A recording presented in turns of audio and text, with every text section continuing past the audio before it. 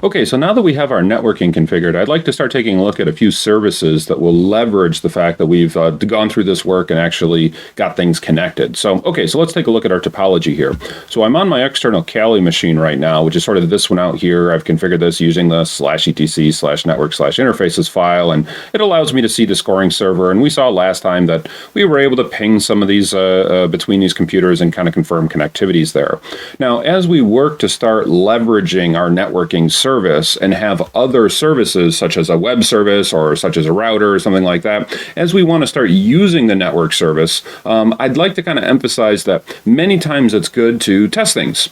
And so for some of our internal testing, this is part of the reason why we have an internal Kali machine in this configuration. So, but I haven't actually gone and configured that one. So I'd like to, in this segment, in this section, let's start taking a look at how can I get some things working on my Ubuntu machine here on the internal web server type side. But let's start by acknowledging, like, I'm probably going to want to test some stuff here from the internal as well. So, all right, so let's take a quick moment here and actually go over to our internal machine and start taking a look at this. So if I check my networking right now on my internal side, it's like, yeah, this one isn't currently configured, but that's okay. We know how to do that. I could do something like a sudo nano /etc/network/interfaces, right? We kind of did this before. I could have an auto ETH0, my iFace ETH0 iNet static. We're configuring things statically. I don't have a DHCP to use. And if we remember, according to the diagram, right, according to the diagram, my internal machine should be at 192.168 my number.100 using a /24. And of course, my number was 118. So, all right, great. We can do this. We can do a 192.168.118.100. That's what will be on the internal side. And we'll have a net mask of 255.255.255.0. Okay, great. So that'll be a good minimal configuration for what we've got right now on the internal side. And if I apply my changes by restarting the service, sudo systemctl restart networking, that's what it'll be on our Kali machine. And I check my IP address now. It's like, okay, great. I've now brought this machine online. And this is going to be really critical as I go about trying to test signals and test my services and all that. Now, I'd like to take a quick detour before I get into the web service and just kind of understand services at a slightly more fundamental level as they go and use networking. All right. So because we've got our networking set up between these two machines, let's take a look at some of the bare minimum, some of the simplest concepts that are happening when you have a service that uses your networking configuration. All right. And so a service that I'd like to take a look at that does this, or that you can practice this with, is the Netcat service. All right. And on many computers, if you just type the command NC, sometimes you actually type the whole word Netcat, but you should see some usage type examples, and it gives you a little bit of information about it. So Netcat is kind of a really fundamental, a very low-level tool for gathering network data, for trying to establish connections, for trying to read data that some server is giving off. Now, we read data that servers give off all the time, but you do it in the form of a web browser.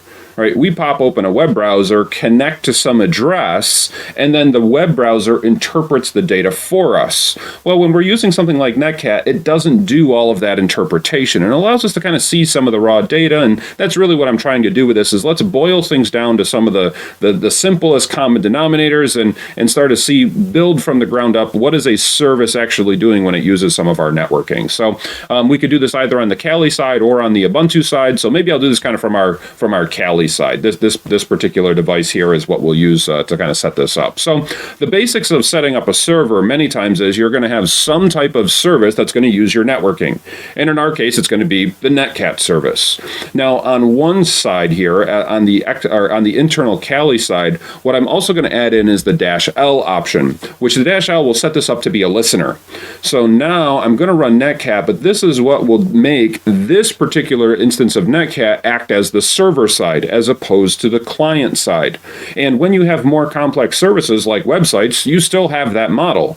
You still have the model that one computer is being set up as the server, and all the rest of the computers are connecting to the server. So it doesn't matter if it's a simple Ubuntu computer or your laptop or a desktop or a really expensive data center full of servers. You know, it still has a lot of the same basic idea that you've got the server that's running the service and you've got clients that are connecting to it. And that's what that -L option does, is it says this side is going to be the server. Okay, now one of the other things that you have to specify when you're setting up services is which port are we going to use? All right, so we have an IP address right now, 192.168.118.100, but when a service shows up, when a data request shows up to this particular computer, it shows up with a specific port. And so many times it's the port that will actually determine should this computer accept this data or should the computer reject the data. It will identify things based on the port and say, well, no, this port is not available for you to talk to right now. So we're going to have to specify what port do you want to use. And I certainly don't want to use a port that could potentially be used by other services, right? So if you've known a little bit about websites, it's like, yeah, many of our websites might operate on port 80 or port 443. It's like, well, I might not want to set up my Netcat listener there because that might conflict with some other service. So yeah, many times the ports for each application that's running on your computer, you kind of got to make sure you're not stepping on somebody else's toes. And that's where picking a higher number, one of those unregistered ports, usually you're just a bit safer. So, pick something in the tens of thousands, something less than 60,000, of course, or 65,000, whatever the number might be.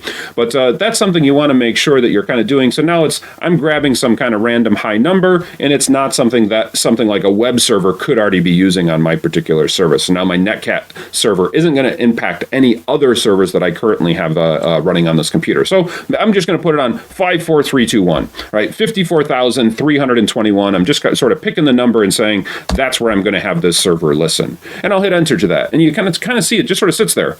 Right? It just kind of hangs and says, hi, yes, I'm listening, and I'm listening on this particular port. So we've established a server, right? One tiny little line, one tiny little command, and now my computer is listening on this particular port. It's like, okay, well, let's come over to the Ubuntu side. On the Ubuntu side, we could act as the client and say, what if I wanted to connect to the server? It's like, well, if I wanted to connect to the server, I could connect still using the Netcat program, but this time I'm not going to have the -L option. I'm not setting this one up to be the listener. I'm setting this one up to be the client. I'm trying to connect to that server that's already listening. So it's like, well, I need to know the IP address. I'll have to say I want to connect to 192.168.118.100. Right? And this is where, of course, in a browser, we would just type in a domain name, right? I'd type in google.com or c2games.org or whatever it might be, right? Well, we could do it with IP addresses, and here's how I could specify it with the Netcat program. Now, when using Netcat, of course, I also have to know what port am I going to connect to. Many times your browsers and websites, the programming is already set up to connect to the appropriate ports.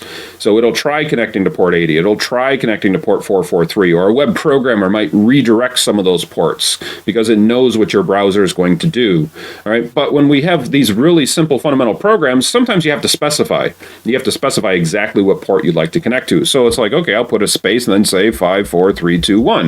So this is the kind of the syntax how you would type, I want to establish a connection using Netcat to this IP address on this particular port. And then we can go ahead and hit enter. And again, it kind of just sits there. It's like, okay, did it work? What's happening? And what, of course, has happened is the client has connected to the server, and now you have this data path. So now these computers are connected, and it's now ready that you could actually send data across this connection.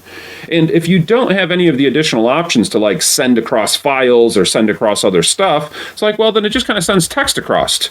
So I could say something like hello and hit enter. And if I come over here to the Kali side, it's like, oh, hey, it says hello. How are you today?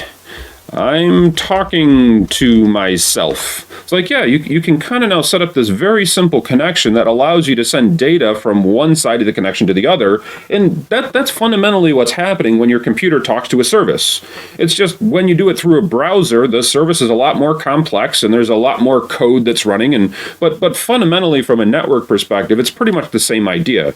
You're connecting to an IP address, you're connecting to a specific port, and data is transferring back and forth between the two. If you've got the networking correct, data transfer can happen. If the networking's wrong, if you try to connect to the wrong ports, if your IP is on a different network, it's like, well, yeah, you're not going to be able to connect. So having this fundamental understanding of how do our applications or how do our services use the networking, that's of course why networking is so critical to learn about. When I'm all done with a connection, I can disconnect just by pressing Control-C. Right? So if I press Control-C to interrupt this, it kind of disconnects and goes right back here to the terminal. And you can kind of cheat and look over on the server side as well and say, hey, it disconnected over here too. So actually, when you run this server in this particular mode, it really only listens for one connection. And if anyone else tried to connect now, it's like, well, no, the server has actually been torn down. So this particular server is really, really primitive. When you're thinking about something like a web servers could accept multiple client connections all at the same time. Multiple people could all visit the website at the same time. When someone disconnects off the website, it's not like the server shuts down on you, right? But in this particular case, this one, like I said, is very, very primitive in that sense. If I tried reestablishing the connection, it would kind of just spit right back out of me. It's like, no, there was nothing actually to connect to. So this is, again, a time-dependent. Things kind of matter. Is the service running right now, and is the port available right now? And if it's not, it's like, well, the connection's not going to work. Things are going to fail. But if I wanted to actually restart and reestablish the connection, it's like, well, let me just kind of click inside here and go and reestablish the server, right? Now the server is listening again. And so if I pop over here to the Ubuntu side and try to reestablish the connection now, it's like, woohoo, it's working. Woohoo, we're back. We're back in business, whatever. You know, you kind of get the idea where I'm now able to, time-dependent, connect to a particular server and be able to transfer data across this. And I could also terminate this on the server side. If I kill the server side, it's like, yeah, that also will kill my connection over here. Hey, are you still there? Are you still there? It's like, no, the connection is now gone. The connection's severed, and it's like, yep, you're just kind of back here to the terminal. Okay, so another thing I'd like us to understand, kind of from the server perspective here, is that on the server perspective, when you're looking at this listener, we want to understand a little bit about security here too. So let's understand this. When you have a program that's installed on your computer and it's acting as a service, I mean, think that program has code that's running on your computer. And when you installed the program, that code can go and reach out to different parts of your computer based on how it was installed. What is the installation process? And that's why in cybersecurity, we often learn how just having programs installed on your computer could be a potential security threat. Because that code might go off and do something even though you're not actually using the program. It kind of provides another avenue for someone to attack your system. It's like, do you know what all the code on your computer does, including the applications that you've installed? It's like, well, let's see kind of an example of how something very simple like this could be abused and sort of take advantage of that idea. So using the Netcat program, one thing that you can do on many installations of Netcat is you can, instead of setting up the connection to transfer a file or to just sort of send text messages back and forth, you could say, well, I'm going to redirect all the data that I get to some application that exists on this computer. And if I redirect it to an application that exists on the computer, now this starts to become pretty dangerous, because what if I redirect it to a very powerful application like the application that runs your entire terminal? Right? /bin/bash. All right. So that would allow a foreign entity, a remote entity, to be able to access your computer. And now when they send data, it's not just sending text, it's actually sending commands to the computer. So let's see what that would look like. So I pretty much set up the server exactly the same way, but instead of having the data just kind of go here to the terminal, I'm going to use the -E option, which will say, let's take the data we receive and execute it in some program. And of course, the program /bin/bash. All right, now let's go ahead and run that. And it's like, well, it starts up the server, waits for open and active connections to go and to establish this. And so now when I come over here to the Ubuntu side and I try connecting to this, it's like, well, okay, the connection established the same exact way, but if I try typing hello, what will happen now? Hello. It kind of says, okay, so I typed out hello, let's look at it on the server side, hello over here, command not found. It's like, wait, what do you mean command not found? It's like, well, hello is not coming across as just a text message anymore. Now hello is getting executed in /bin/bash. And if you were to type hello in /bin/bash, it's like running the hello command. It's going to say, well, there is no hello command. Command not found. It's like, oh, so now anything you type on the Ubuntu side, you're actually running commands on the Kali side. So what if I were to start, I don't know, how about looking around the computer? What if I wanted to do something like ls of /? It's like, oh, hey, that command actually executed, and now I'm able to start seeing some of the information that's actually inside someone's directories. What if I did something like ls/home? It's like, oh, I've got a sandbox user that's over there on the other computer. And now I can start exploring the file system and exploring things that are going on. Maybe I could take it a step further and say, what if I tried making a file, right? We had the touch command. Maybe I tried touching out a file like, touch out /home/sandbox/desktop/ Ubuntu was here, something like that. It's like, oh, okay. Did that just make a file? It's like, well, we could pop over to the desktop, or maybe we could even ls it from right here. I could just do an ls of /home/sandbox/desktop to be able to see. It's like, oop, I mistyped it there. I mistyped sandbox/home/sandbox. Let's spell box correctly. Desktop, there we go. And it's like, hey, Ubuntu was here, right? And we could probably cheat and look over here at the GUI if I kind of minimize this. Oop, let's go ahead and minimize. Kind of drag this out of the way. You start to see it's like, hey, there it is. Ubuntu was here. All right, a document that was just created. So you start to realize here how powerful it can be if you end up having even a simple little program, but if it gets access to your file system, if it gets access to something like /bin/bash, a simple little program like this could very easily betray you. It could very easily get turned into a tool for attackers to now use. And so the attacker could care less many times what the program is designed to do. If the program can drop them into a shell, or if the program can access the file system, then it's like, sure, I'll have the program access the file system on my behalf as the evil malicious attacker. So this is why we have to be very, very mindful of all the programs that are running, make sure they're up to date, make sure we don't have random programs listening on my computer. It's like, now someone would be able to start coming in here and messing with my file system. What if I did something like cat out /etc/shadow, start stealing the shadow file and messing with things, adding users? I could start tossing my own users on the system and modifying things. Like now the computer, it's no longer really your computer, is it? It's kind of now my computer. All right. So anyways, I can now kind of quit this connection, and now, the connection now kind of becomes terminated. If I try running anything else, it's like, okay, yeah, things aren't there anymore. But, it gives us a good understanding here, hopefully, of how easy is it for an attacker to kind of break into your system and establish some type of backdoor into the system. Now, having said that, how quick could you be to actually go as an attacker and establish some type of backdoor in the system? It's like, well, it's really just one line, right? One line, one command right there would allow you to, go and connect to the system and then run commands. All right, that's really all that it takes from a server perspective. And again, now we can start asking other questions like, well, do you have any experience with bash scripting? Do you have any experience with Python?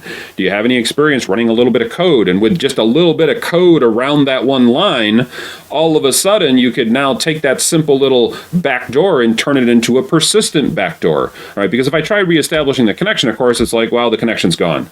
All right, but let's see what I mean. All right, so how about kind of like before, how we started exploring some of the /etc/shadow, those hashes, we were kind of exploring that in Python.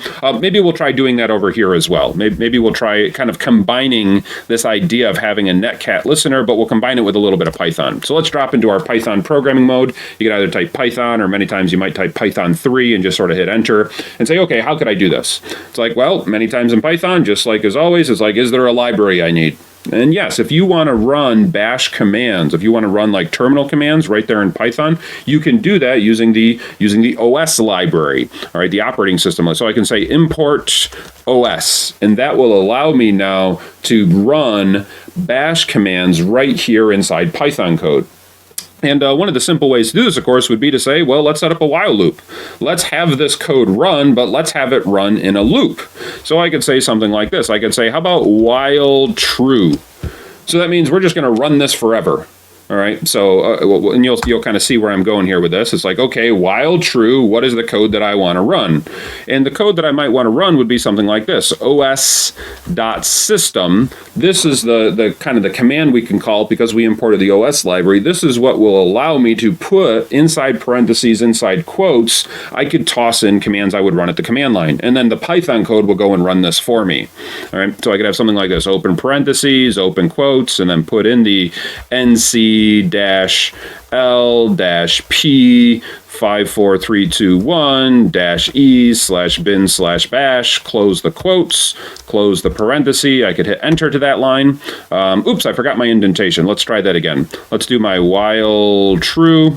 I still got to indent things, right? Python is very space dependent. So I'll hit my tab and then do a os.system. Let's type out that same thing, right? nc-l-p54321-e/bin/bash, close the quotes, close the parentheses. I'm being consistent now with the spacing, hit enter here, and I think you probably have to enter one more time to kind of close the while loop. Yeah, there we go. So let's make sure we use our spacing, right? We'll do Python the way Python wants to be done. We'll be spacing. I kind of tabbed in my while loop and then just sort of hit enter twice to now run this. And you'll see this is now running. It's running this code sort of in a forever loop. So if someone tries to connect to this, right? If we try connecting to this on the Ubuntu side, it's like, yeah, here I am, right? Who am I? I could still run a lot of these commands to see who I'm acting as, what are my permissions, what are the things that I can do as the sandbox user. Okay, that's great. But what happens if I disconnect? If I disconnect, now on the code side, the code says, hey, we're still actually running in a loop. We just quit out of the first one, and then the loop just said, now we're going to run it again. All right. So in like 3 lines of Python, that's really all that it took. It's like, well, now I'm back, right? Now I'm back in and I can now start seeing what are the different things, right? I'm in my desktop, my documents, my downloads, right? I could do my PWD and see them in /home/sandbox, like here I am. All right. So this is something that 3 lines of Python allowed me to take that little backdoor and now run it in a forever loop. So even if the session gets terminated, it just restarts again.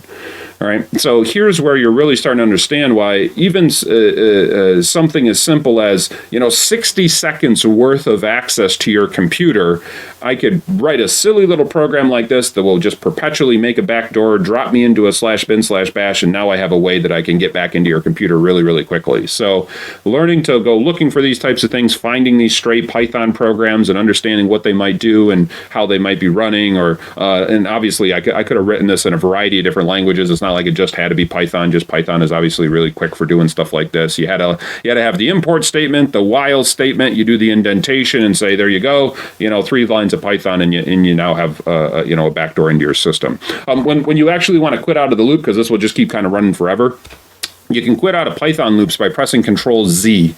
When you press Control-Z, that'll kind of quit out of Python mode. If you just keep pressing Control-C, the thing just kind of keeps restarting on you anyway. So Control-Z is another way you might terminate out of things that are running here on your terminal. So, all right. So what are we trying to understand with all this? Just kind of come full circle with it. It's like, well, we've got IP addresses and we've got ports. And those are really critical when we want to understand how our services leverage networking.